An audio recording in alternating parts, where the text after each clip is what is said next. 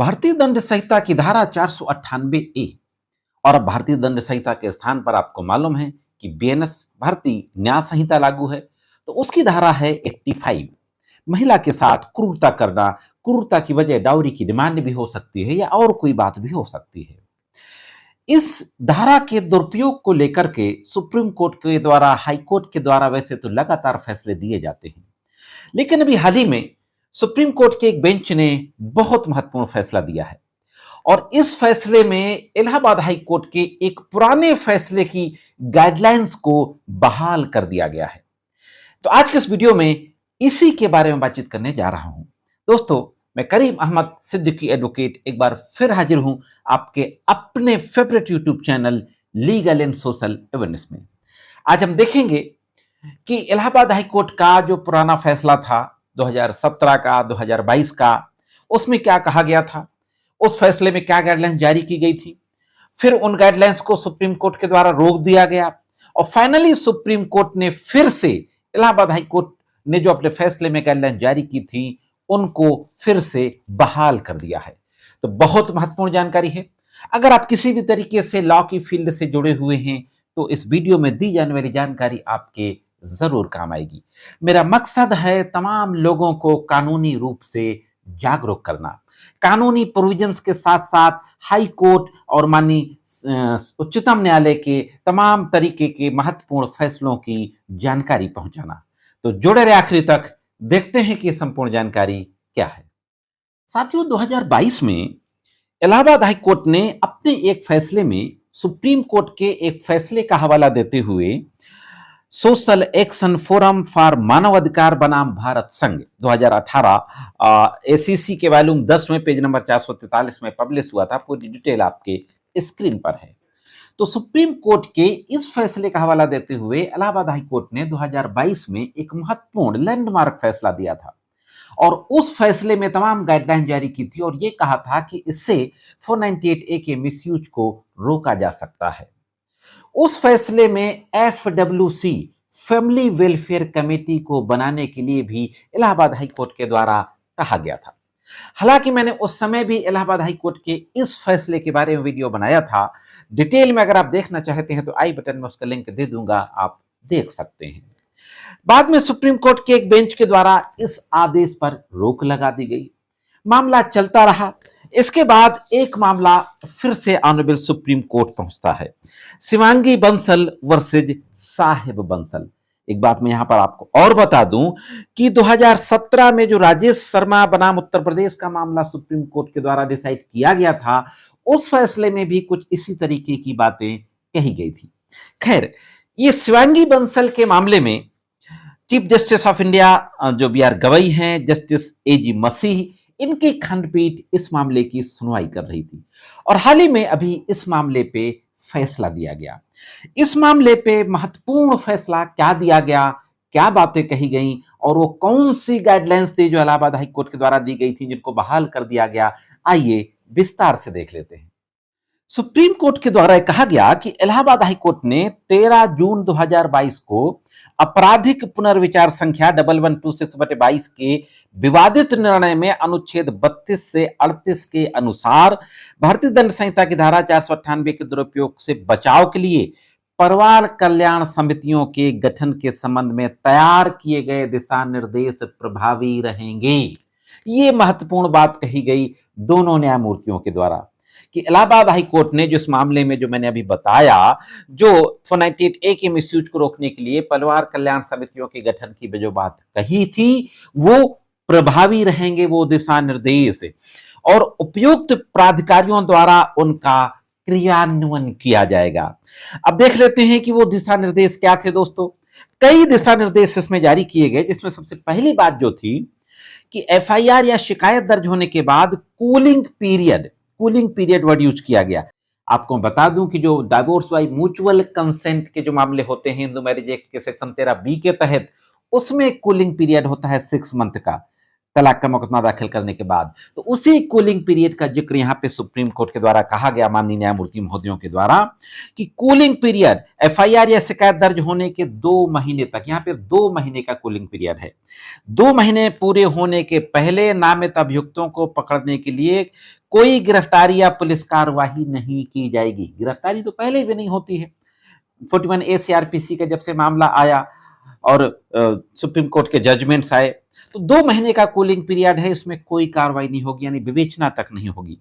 Cooling period के दौरान मामला तुरंत प्रत्येक जिले के परिवार कल्याण समिति, जिसे आगे एफडब्ल्यूसी कहा जाएगा, के पास भेजा जाएगा। सीधी सी बात है, जैसे एफआईआर दर्ज होगी 498A की, तुरंत उसको परिवार कल्याण समिति के पास भेज दिया जाएगा।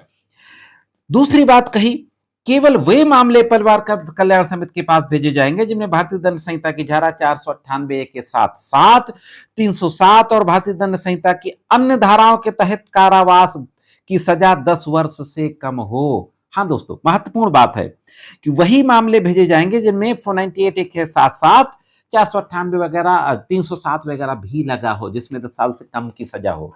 जाहिर सी बात है, गिरफ्तारी पर रोकने की बात अगर कही है तो कोई ऐसी धारा होनी चाहिए जिनमें सजा 7 साल से ऊपर की है। तीसरी बात कही कि शिकायत या एफआईआर होने के बाद 2 महीने की जो कूलिंग पीरियड की अवधि है, समाप्त होने तक कोई कार्रवाई नहीं की जानी चाहिए। इस कूलिंग पीरियड के दौरान मामले को प्रत्येक जिले में परिवार कल्याण समिति को भेजा जाएगा। चौथी बात कही गई कि प्रत्येक जिले में कम से कम एक या एक से अधिक परिवार कल्याण समिति होंगी। जिला विधिक सहायता सेवा प्राधिकरण के अंतर्गत जो भौगोलिक आकार और जनसंख्या का आधार होगा, उसके आधार पर इनका गठन किया जाएगा। इस परिवार कल्याण समिति में कम से कम 3 सदस्य होंगे। इसकी समीक्षा जिला जज, प्रिंसिपल जज समय समय पर करते रहेंगे। अब यहां पे सवाल आता है कि इस परिवार कल्याण समिति में कौन लोग होंगे। इस पे आगे उन्होंने कहा कि परिवार कल्याण समिति में जो सदस्य होंगे वो निम्न तरीके से होंगे। जिले के मध्यस्थता केंद्र में एक युवा मध्यस्थ या 5 वर्ष तक का अनुभव रखने वाला युवा वकील, या तो कोई यंग एडवोकेट या यंग मीडिएटर, या राजकीय लॉ कॉलेज या यूनिवर्सिटी का या नेशनल लॉ यूनिवर्सिटी का 5 वर्ष का सीनियर स्टूडेंट, जो 5 साल का लॉ कोर्स कर रहे हैं, तो अगर 5वें साल का कोई सीनियर स्टूडेंट है लॉ का, तो वो भी इसका मेंबर हो सकता है, जिसका शैक्षणिक रिकॉर्ड अच्छा हो और जो लोक हितैषी युवा हो। पहली बात यह है कि यह सदस्य हो सकता है। दूसरी बात, उस जिले का सुप्रसिद्ध और मान्यता प्राप्त सामाजिक कार्यकर्ता जिसका पूर्व व्रत स्वस्थ हो, यानी जिसकी जो हिस्ट्री है, उसका जो इतिहास है वो स्वच्छ हो, सामाजिक कार्यकर्ता हो, दूसरा सदस्य वो होगा। तीसरा, जिले में उसके निकट निवास करने वाले रिटायर्ड न्यायिक अधिकारी जो कार्यवाही के उद्देश्य के लिए समय दे सकें। उस जिले का कोई ऐसा रिटायर्ड जुडिशियल ऑफिसर जो परिवार कल्याण समिति के कार्यों के लिए समय दे सके। चौथा, जिले के सीनियर न्यायिक या प्रशासनिक अधिकारियों की शिक्षित पत्नियां भी सदस्य हो सकती हैं। हाँ दोस्तों, तो ये 4 लोग हैं जो परिवार कल्याण समिति में हो सकते हैं, जिसके बारे में मैंने अभी बताया। परिवार कल्याण समिति के सदस्य जो कभी भी गवाह के रूप में नहीं बुलाए जा सकते। हाँ दोस्तों, परिवार कल्याण समिति के जो सदस्य होंगे उनको जब विटनेस कोर्ट में पेश नहीं किया जाएगा। जाहिर है कि जो एफडब्ल्यूसी के समक्ष जो बातें होंगी वो मेरिट पे मायने नहीं रखती हैं। अगली बात कही, 7वीं बात, भारतीय दंड संहिता की धारा 498 व अन्य संबंधित धाराओं के अंतर्गत प्रत्येक शिकायत या आवेदन को संबंधित मजिस्ट्रेट द्वारा तुरंत परिवार कल्याण समिति को भेजा जाएगा। उक्त शिकायत या एफआईआर होने के बाद समिति प्रतिवादी पक्षों को उनके 4 सीनियर व्यक्तियों के साथ व्यक्तिगत बातचीत हेतु बुलाएगी। शिकायत दर्ज होने की तिथि के 2 माह के भीतर उनके बीच विवाद शंकाओं का समाधान करने का प्रयास करेगी। प्रतिवादी पक्षों को समिति के सदस्यों की सहायता से अपने 4 सीनियर व्यक्तियों समिति के समक्ष उपस्थित होकर आपस में गंभीर विचार विमर्श करेंगे। ये जो व्यक्ति आएंगे अपने परिवार के 4 वरिष्ठ सदस्यों के साथ आएंगे। आगे कहा गया कि समिति उचित विचार विमर्श करने के पश्चात विस्तृत रिपोर्ट तैयार करेगी और मामले से संबंधित सभी तथ्यात्मक पहलुओं और अपनी राय को शामिल करते हुए 2 माह की अवधि के अंदर मजिस्ट्रेट, पुलिस अधिकारियों को जिनके समक्ष ऐसी शिकायत दर्ज की जा रही है उनको अपनी रिपोर्ट भेजेगी। 9वीं बात कही कि नामित सदस्यों के विरुद्ध आवेदन या शिकायत के आधार पर किसी भी की गिरफ्तारी या किसी की दंडात्मक कार्रवाई से बचने के लिए पुलिस अधिकारी स्वयं समिति के समक्ष विचार विमर्श जारी कर सकेंगे। यानी जो पुलिस अधिकारी होंगे वो भी परिवार कल्याण समिति के समक्ष उपस्थित होकर अपनी बात कह सकते हैं। हालांकि जांच अधिकारी मामले की परिधि जांच जारी रखें जी, जैसे मेडिकल रिपोर्ट, चोट रिपोर्ट, गवाहों का बयान तैयार करना, यानी ये साफ कर दिया कि आईओ इस तरीके की रिपोर्ट को जारी रखेगा। जहां मेडिकल रिपोर्ट है, उसकी जांच तैयार करनी है, बयान लिखने हैं, तो ये चीजें आईओ विवेचना के दौरान जारी रखेंगे। आगे सुप्रीम कोर्ट ने कहा कि विधिक सेवा सहायता समिति परिवार कल्याण समिति के सदस्यों को समय समय पर 1 सप्ताह से अधिक नहीं आवश्यक समझे जाने वाले बुनियादी प्रशिक्षण प्रदान करती रहेगी। यानी जो जिला विधिक सेवा है या परिवार कल्याण समिति के सदस्यों को आवश्यकता पड़ने पर ट्रेनिंग भी प्रोवाइड कराएगी।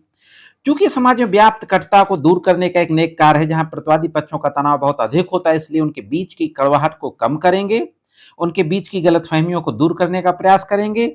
यह कार्य व्यापक रूप से जनता के लिए सामाजिक कार्य है।